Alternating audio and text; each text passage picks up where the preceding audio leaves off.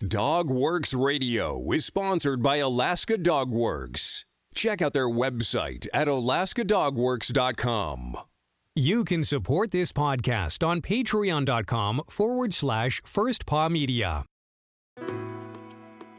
This episode of the podcast is brought to you by First Paw Coffee Company, specializing in private label premium blend coffee. If you're serious about coffee, you should check it out. First Paw Coffee's passion is high-quality, small-batch roasted coffee. They take the extra time to taste and get everything perfect before they release new blends. They aim to bring you a cup of happiness each time you pour yourself some coffee. Find out more at ak.dog/free and enter for a chance to win some First Paw Coffee prizes, a book from our collection, and tote bag. One winner will be selected at random each month. That's ak.dog/free. Radio Free Palmer 89.5 KVRF presents Mushing Radio, hosted by Robert Forto.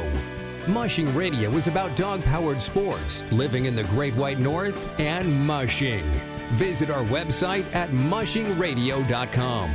Here is your host, Robert Forto.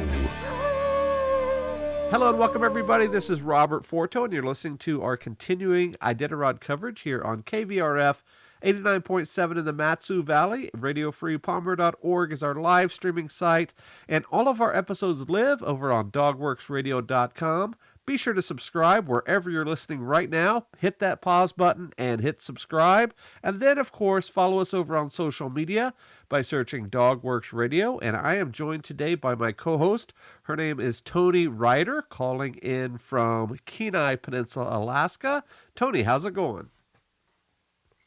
It's going really well. It's slushing outside. I don't know if you guys have snow up in Willow, but we have slush down here in Kenai tonight. We're still getting hit by that storm that's affecting the trail up there on the Iditarod. Way too much snow here in Willow, and I know that that's still affecting the race trail as we see it right now. And a couple of quick news and notes from the trail. It looks like Brent Sass is in first place, and he received the first to the halfway point award. And then we have a bunch of mushers chasing down his tail, and we're going to talk a little bit about those in just a second. And then we have 47 mushers still on the trail. Currently, Kaylin Davis, Lisbeth Norris, and Yuka Honda are pretty much traveling all together. And they are in McGrath right now. We have two scratches. Ryan Olson, one of our musher profiles just a couple of nights ago, and Anya Radano, both scratched since we were on air last night. It looks like more than 3/4 of the mushers, probably more, have either finished their 24 or declared it and are on the trail. So it looks like most of those will be all tidied up by the time the day ends today. So real quick, Toni, you had mentioned you're looking at the GPSs. I'm only looking at the standings. You said that there were some mushers really chasing Brent down. They're not on his backside yet, but they're pretty close, aren't they? I wouldn't say that they're pretty close, but I was a little surprised. I had a late work meeting, so I wasn't able to follow the GPS quite as much as I wanted to. But I was kind of surprised to see Richie Deal so far up on the trail past Cripple. Jesse Holmes and Dallas Seavey look to have left right around the same time out of Cripple. Dallas, of course, just coming off of his 24.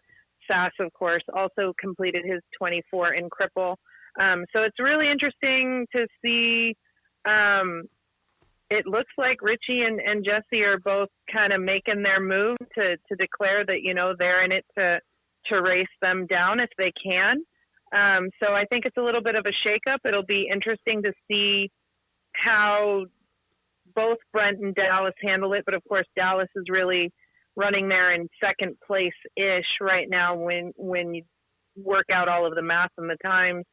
And Jesse Holmes said in an interview in the last couple of days that he's been studying a lot of what Dallas has been doing to learn and to improve his racing strategy. So it's always kind of fun for me to see other mushers do exactly what Dallas has been doing his entire career and life as a dog musher, and just studying and trying to improve on what he's done. You know, Jesse Holmes has been one of my favorite mushers since he started, and I really like following him on Iditarod Trail and, of course, all the other races he's done. And for folks that are reality TV junkies, you probably remember that name from the Nat Geo series Life Below Zero, I believe it's called. He was on there for several years. I don't know if he still is. Are you familiar? The only thing that I'm familiar with is my mom's childhood best friend. She messages me every Iditarod and asks if he's on there because she loved him on that show. I do know that they had a spin-off show and there are dog mushers involved. I'm not sure if it's Jesse's Kennel, though, that got the spin-off. I haven't really been paying attention to that. I'm kind of anti-Alaska reality show. We could definitely do an episode or two about the quote-unquote reality of Alaska reality shows for sure. And we're going to talk about Richie Deal in just a second, but there was also some other quick stories on the trail today. Almost every year we hear about the wandering bison in an area that used to be called the Burn, which has been a very difficult area for the race for many years. It's often windblown and you're running on dirt, and it's a tough place to be. But when you're getting chased down by bison, that could be even tougher for sure. Also, we talked about Anya just a second ago about having to scratch, and we also talked about Eric Kelly last night. He was our musher of the day, and evidently those two guys, a guy and gal, had some teamwork going on last night, or at least since we've been on the air. And I guess Anya's gangline broke, and 11 of her dogs took off one way, and she was standing there pretty much holding the sled, which is a scary thing for sure. But again, we talked about sportsmanship a night or two ago with Ryan and Michelle Phillips, and this is another example of that, isn't it? It is. I don't know of any musher that when they hear loose team, they don't stop their dogs, make sure their dogs are secure, and go off after a loose dog team. That's one of the most terrifying things that a musher in any situation, race or training or whatever. We know from Jay Fouché this year, her team being hit by a car, and Karen Hendrickson a few years ago when she was hit by a car and the dogs got loose and took off. All of the mushing community in those areas dropped everything and began grid searching basically for these dogs. And it's the same thing on the Iditarod Trail. You hear about it every year where a dog team gets loose and a musher comes up behind that musher and helps them run down the trail.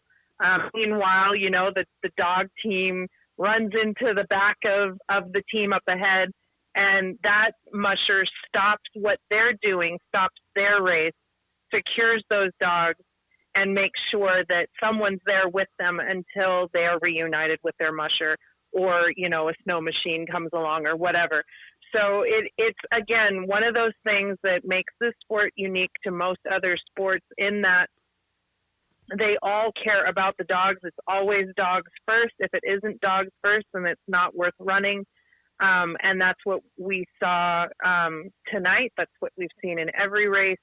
So it's not surprising that Eric came to her rescue in that way. And it's sad that I think that's probably a big reason why she scratched today. I'm sure that it was just a gut punch feeling to lose her team like that, even though they're recovered and reports are that all dogs are fine.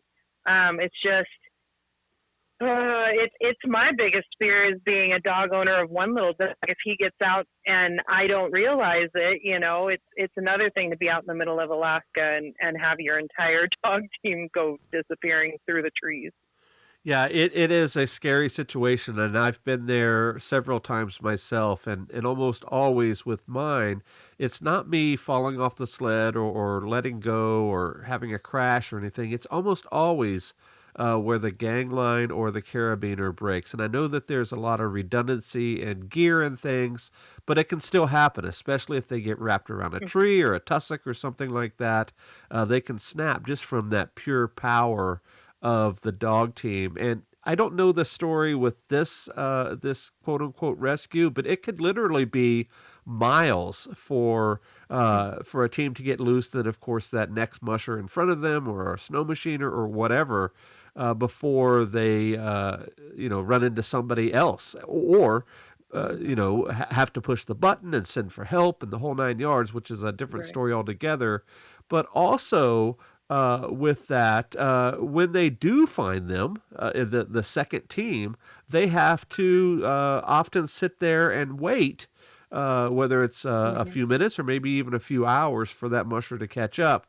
And I know that there is a rule behind. It is not a rule break if there is a loose dog on the trail that considers outside assistance. I'm right on that, right? Right. In most situations, and I believe it's still under the race marshal discretion, but I know in smaller races and in Iditarod, if the team is stopped, you just can't progress with them. So you have to stop with them. You can't take them, say, to the next checkpoint and then have the dog musher catch up there. You have to wait for the dog musher to catch and let them advance that way. Unless they're like right outside a checkpoint. And that's where the race judge's discretion comes in. But yeah, you don't want to discourage people from catching a loose dog team. You don't want to disqualify someone because a good Samaritan came along and went, oh, look, 11 dogs with no human, yet they're all connected with these gang lines and ropes and stuff. I wonder if this is an Iditarod team. Maybe we should stop them and help them. You don't want to discourage that, and you certainly don't want to disqualify a musher who's already emotionally wrought and probably very, very physically tired trying to chase down their lost team. Right. And this next story leads into our following story. I don't know if you remember the name of the dog. Probably not, Toni, but I remember several years ago, Alex sharing a story about a dog that got loose and turned around and ran almost all the way back to Willow. I don't remember how many miles. I do remember that story and that name and the musher. Who is it then? All right, it's Jim Lanier's dog, May. I believe she was running with Newton Marshall that year. I could be wrong on that musher, but I do know where the dog belonged. And she got lost on the Iditarod. The musher chose to scratch to continue to search in the area. After a few days, I think even maybe a week, the musher did fly home because, at that point, the dog could be anywhere in the state of Alaska. And then come to find out, here comes May. She followed the trail back home. She was, she's just on her own little adventure, and it became this huge news sensation. I'm surprised Disney didn't make a movie out of it, because it's totally a homeward bound like story. So, I think there was somebody reshared that story on Facebook in one of the Iditarod groups today. So that's probably why I remembered it so clearly, but yeah, it was interesting. It was, and that just goes to show you that sled dogs will not stop. They are not Labrador retrievers. They're not golden. They're not Goldens. They're not Basset hounds. They will continue to run whether they're hooked up in that harness, attached to the gang line or not. They will continue to run, just like with this dog May several years ago, which brings us to our next story. Right now, it's a very pressing issue with one of the dogs that got loose at the return dog area. What do you know about that? So this morning, a dog from Richie Deal's kennel named Jimbo went missing from the lakefront. He was hanging out there in the vet area that they have for return dogs. My understanding in reading some of the comments from some of Deal's family and friends is that this dog didn't actually return from the Iditarod Trail. He ran in the ceremonial, but then I guess got cut from the team to go up to Nome, which sometimes happens. The team doesn't get set until Willow for a lot of mushers. They'll have their 15 picked, but they really don't know who's the last one to get cut from the roster until they see them go through Anchorage. And it sounds like that might be the case with Jimbo. He went missing around 7:15 this morning. I'm looking here now, and I don't see any updates saying that he has been found. He has been spotted running around that area, which is a very high traffic area. If you're not familiar with Anchorage and where the lakefront is located, it's located near a very busy intersection of Minnesota and International Airport Drive, which, as you can imagine, it's very busy because it's right there by the airport. A lot of traffic there all day long. There's train tracks, which I don't think the train is running right now, but there's just a lot of hubbub, and it's just a really short run to downtown. So traffic is heavy most of the day. This dog is from Bethel. He's not used to all of the hustle and bustle of Anchorage. I know how stressed I am as a human being who lived in Anchorage for 10 years, and I come back to it every year going, I don't want to be here. There's too many people. There's too much light. There's too much noise. And sled dogs are naturally skittish, especially with people that they don't know. So they are asking, if you do see this dog, please do not try to catch him. Do not try to don't spook him. Just give them a call. Give the Iditarod headquarters a call at 907-248-6874. And just let them know whereabout you've seen him. And then they can send over some folks that are better able to hopefully apprehend the pup. All of the Anchorage police, the airport police, animal control, everyone's been notified. They've been looking for him. Iditarod's been out looking for him. This doesn't happen often, but every few years we hear, and it typically happens when they're handing off a dog to a handler, and they just get loose and they just take off because they feel great and they want to go on adventure, and then they get turned around. So hopefully this will have a happy ending, just like all of the other stories. But yeah, keep an eye out for Jimbo.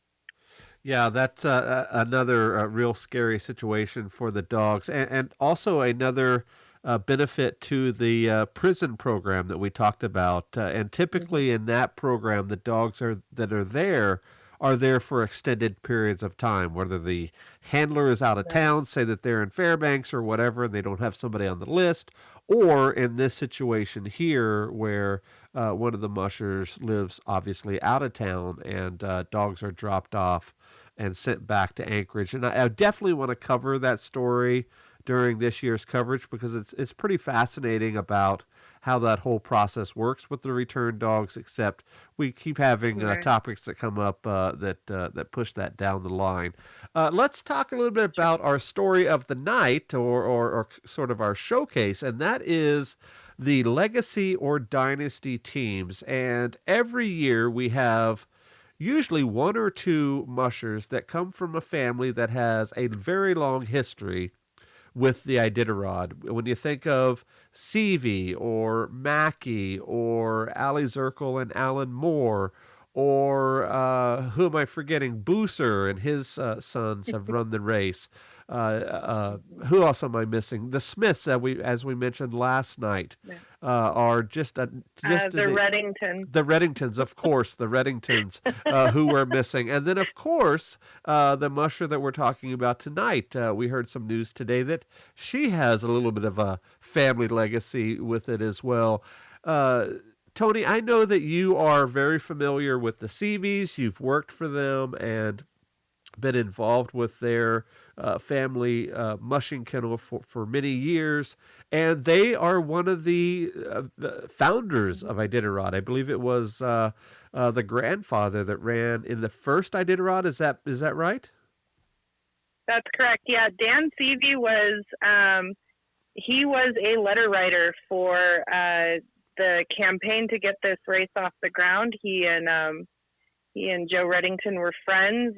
Joe really inspired Dan to get involved with this crazy endeavor that has become the Iditarod as we know it today. So there's a lot of pride in their family's hand in the race. Dan, of course, ran the first race, and he's run several times since then. He came in third place officially, but he was, I believe, the second one across the finish line. But, of course, they didn't do differentials back in those first races. So they had to go based on how long it took him to get there, and somebody else beat him by just a little bit.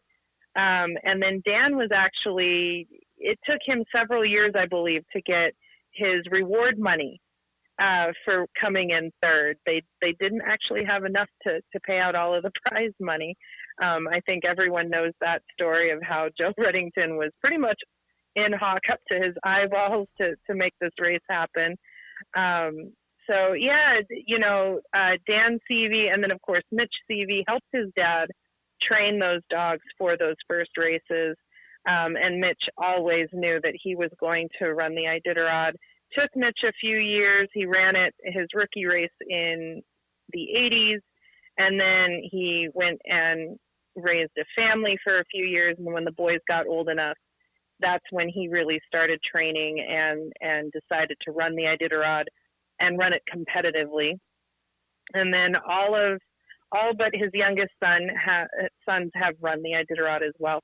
Dan has other kids, but it just seems to be Mitch's line that really mushes competitively. So. And it's also great grandkids that have been a part of Iditarod, whether that's Junior Iditarod or something specific. I remember one of the great grandkids ran with my daughter in Junior Iditarod. Who is that? The youngest one that is the musician? What's his name?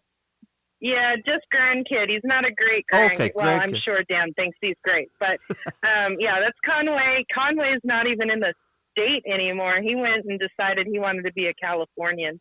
Oh. So, yeah, Conway kind of became, he became his own thing. I can remember he was like 11 or 12 years old singing I Did a Rock and Roll at the Iditarod Mushers Banquet.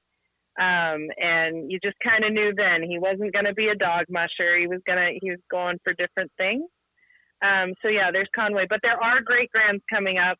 Danny's daughter's mush, his eldest, Alex, she actually runs tours out of, Mitch's kennel here in Sterling. So, I don't think we're done with the Seavies after Dallas and Mitch hang it up. So, sorry, folks, for those that are hoping that this is the end of the dynasty. It looks like they're going to continue, but it's going to be a few years. Give the girls some time. And, of course, we have the Mackeys. We have Dick, Rick, Lance, Jason, a niece, Brenda, have all ran Iditarod at one point or another. So a heck of a legacy there. Lots of championships in that legacy there, as well as with the Seavies. And then, of course, the Boosers with Martin and his two sons. I believe both of them have run. Is that right? Yep. And Roan Boozer, I know for a fact he won the junior Iditarod. So there's a lot of fun stuff here. And Roan just moved back up here, and he's got a kennel somewhere up there. I'm not sure where exactly. And Martin made mention in Insider today that he's getting ready to be a grandpa. So congratulations to Roan and Alyssa on that. But yeah, there's the legacies of the Boozers, and also Jeff King. I don't know if any of his daughters have run the Iditarod yet. They did run the Quest. Ellen ran the Quest. So again, another legacy. Of course, Jeff was the winningest musher back in the day, winning Iditarods and the Quest, never together like Lance did. So another dynasty there, though I don't think they're quite as involved in the sport as some of the other of their generation of musher. And then we, of course, have some parent-child mushers as well. I'm thinking about Lisbeth Norris and her mother, Kari Skogan, are both Iditarod finishers. And we always have a husband or wife team that either runs together or separately, and often they have different names. And I'm thinking of Cody Straith and Paige Drobny, who are married. And then we have the twins, the Barrington twins, very familiar names in Iditarod. And I'm sure I'm forgetting some of the legacies or dynasties or family names, but that is quite a bit of them, isn't it? It is. And you did mention Alan and Allie, of course, Alan Moore, Allie Zirkle. Alan's daughter, Allie's stepdaughter, is running her rookie race here this year. So again, another legacy. And I'm sure that I keep saying that I want to pick Bridget, so maybe she'll be my musher profile tomorrow. Hey, let's just go with that now. It is your choice, and that leads us into our musher profile of the evening, who happens to have some of this family legacy with Iditarod. Who is our musher tonight? It's Hannah Lyric, I think is how we pronounce her last name. She is the musher from Norway. She's the newest member of the Krillpet mushing team, which for those not familiar with that, it's a sponsor of the Iditarod. In fact, if you're watching, not Insider, but the QPAWS Iditarod updates, Krillpet is the one that sponsors and does that. They're based out of Norway. They sponsor teams like Thomas Werner, Your Lifseth Olsam, Dallas Seavey, and now Hannah is their newest one, and their campaign to grow the sport, they say. Hannah is another at least second generation musher that's in the Iditarod this year. She's only 22 years old, and she's in the running for Rookie of the Year. She is the youngest person to win the Norwegian Championship in long distance mushing. She did that in 2019. She's been running dogs since she was in diapers. At 4, she declared she was going to run the Iditarod.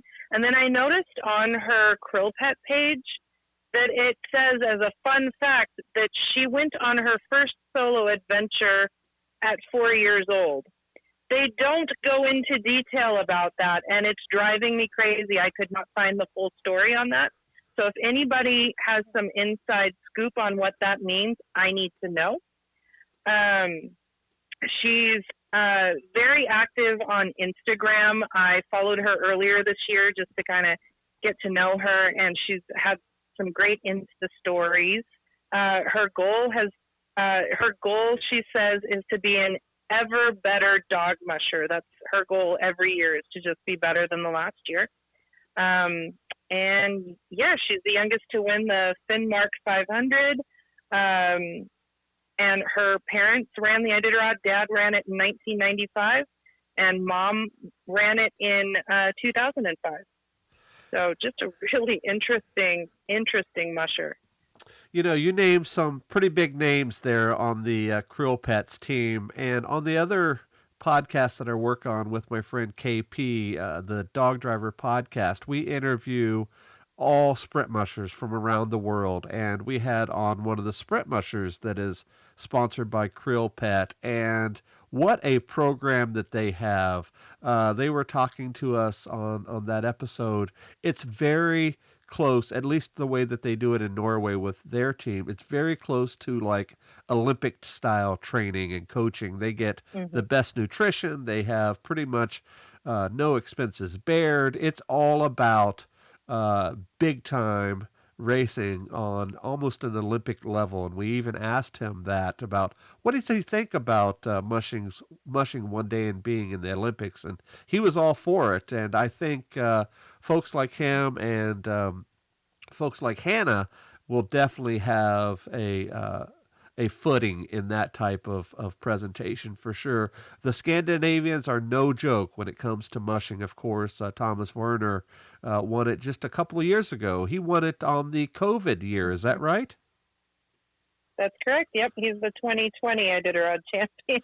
So yeah, he won it, and he was scheduled to run this year, but he had a heck of a time getting back to Alaska, or getting or making the arrangements because of all the travel bans and all that. So he decided to withdraw because of that. So I always watch those Norwegian teams. Not only are they fun to watch, but they're so fast and just so in tune to sort of that mushing machine. And one more point on that, and I would love to get your opinion on this because I know that you follow Insider and all that, and I have not ever even subscribed to Insider, which is kind of interesting since we do this show. I know. But if you remember, I guess it was 3 or 4 years ago when Dallas was doing his coverage on that off year with the Krill Pets, or Q Pets as it's called, coverage. And man, that was slick. I really liked that coverage, and I thought that was the new way of doing Iditarod coverage. It almost felt like ESPN or SportsCenter or something like that. It was fancy. Right. It was, and I know that I'm pretty sure that that's how they wanted to do that from the get-go and continue on. I think COVID has really played a factor in all of that more than anything else, because they are still trying to do what they call QPAWS, the World Series of mushing, where they do John Bear Grease, the Finnmark, the Volga, and then Iditarod is like dun dun dun, the big finale. And so Insider has been that first year that you're talking about, where Dallas was a commentator. That first year, Greg Heister and Bruce Lee from Insider, they traveled along with QPAWS to cover all of these races. And then 2020 happened with COVID and the plague and everything, and they couldn't do that. Not 2020, 2021, they couldn't do that. This year, I think it's very similar in that we can't travel. I don't even know if the Volga Quest happened this year with everything happening with Russia and stuff over there. So, it was exciting. It was something new. It changed the script up from the Insider, which tends to follow the same pattern every year. So I really liked it shaking up. And the best part is QPAWS is free. Granted, you can't be in the U.S. and watch it and watch their little tracker, but it's free. And so I think it's a great way to grow the sport and not having that paywall that keeps people who are interested but aren't sure, because they do hear the rumors. They do hear the accusations that we know are false, but they don't know. They see the little ASPCA advertisement with Sarah McLachlan singing and everything. You know, they have no idea, and so they're not going to pay $39 to watch something that they're not sure that they're going to like. Right. So I think QPAWS is a great resource, especially in growing the sport, which is one of Krill Pet's goals for mushing and for their team, is to grow the sport, grow the interest, grow the participation worldwide.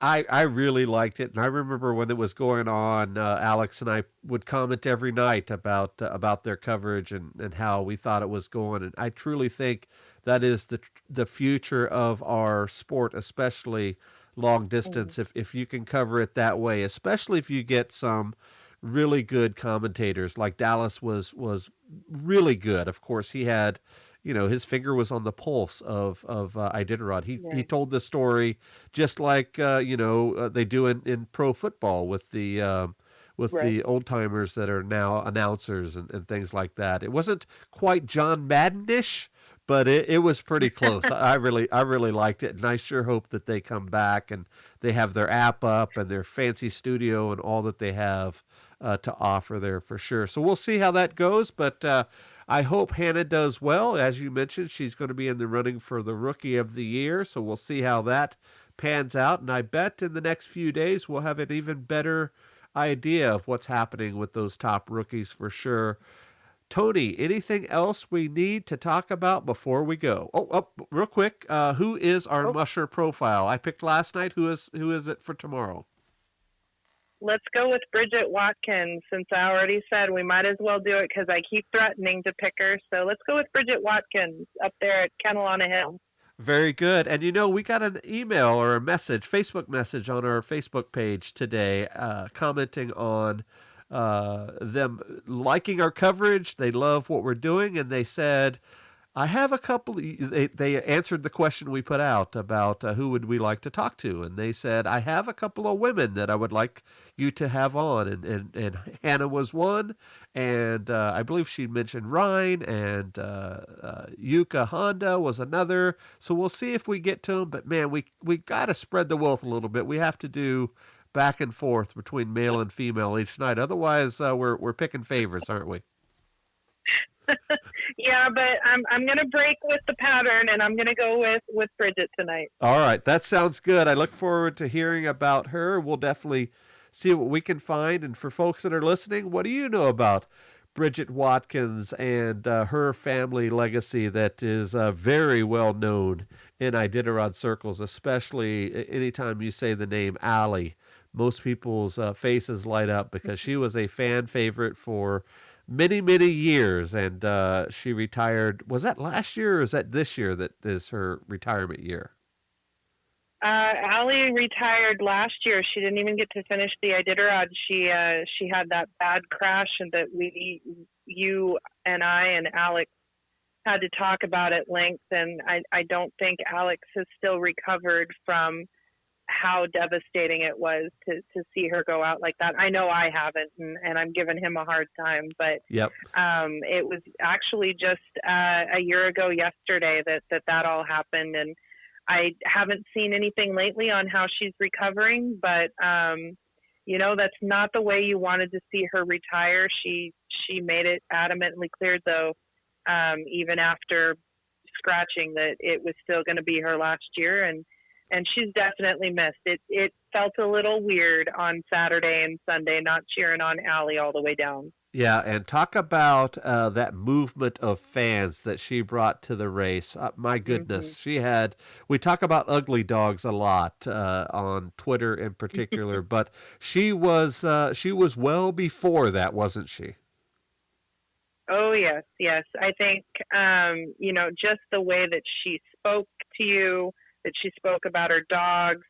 I think for a lot of longtime Iditarod fans, she really did remind us of Susan Butcher in just her mindset, her attitude, the way that she cared for her dogs, the way that she ran her race. It just kills me that she is not an Iditarod champion, but she is the only woman to win the Quest. So that is true. She has nothing to be ashamed of. That is true. And, of course, she really embraced social media, Facebook in particular, when that was really kicking off. And that is definitely a mark on what she did for the sport, her and her team, especially even when they were when she was on the trail. And she had excellent Facebook commenters or commentators or whatever you call them, updating her progress along the trail, as well as Alan, but definitely on a lighter note. So I look forward to talking about Bridget tomorrow. Did we miss anything before we go? I don't think we did. Very good then. So on that note, we will see you guys next time. Goodbye. From Dogworks Radio, this is Mushing Radio. We hope you enjoyed this episode. And we invite you to subscribe in Apple Podcasts, Spotify, Stitcher, or wherever you get your podcasts. You'll find a link on the episode notes. You can tap or swipe on the episode cover art, and you'll see some offers from our sponsors. You can support our show by supporting them. If you like what you have heard, we would love it if you could give us a 5-star rating and tell your friends how to subscribe too. Your hosts are Alex Stein and Robert Forto. Our producer is Robert Forto, created for DogWorks Radio.